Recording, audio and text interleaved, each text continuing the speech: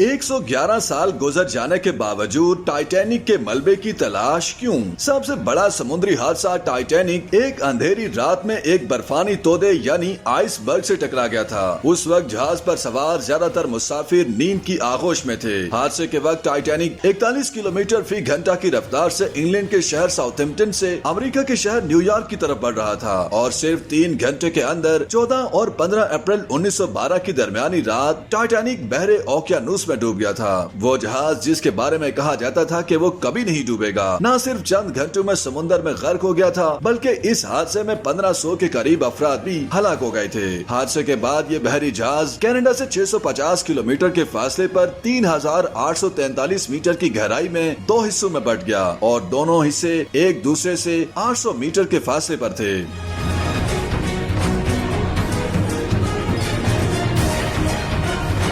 इस बड़े बहरी जहाज के बारे में कहा जाता था कि ये डूब नहीं सकता, खुदा भी इसे नहीं डबो सकता। एक तहकीक के मुताबिक ये डिजाइन की बुनियाद पर तैयार करदा पहला जहाज था। कई वाटर टाइट कंपार्टमेंट्स बनाए गए थे, यानी जहाज का एक कमरा पानी से भर भी जाए तो दूसरे कमरे को गर्क नहीं कर सकता था। लेकिन तब किसी ने बर्फ के तोदे से जबरदस्त टकराव का सोचा भी ना हुआ होगा।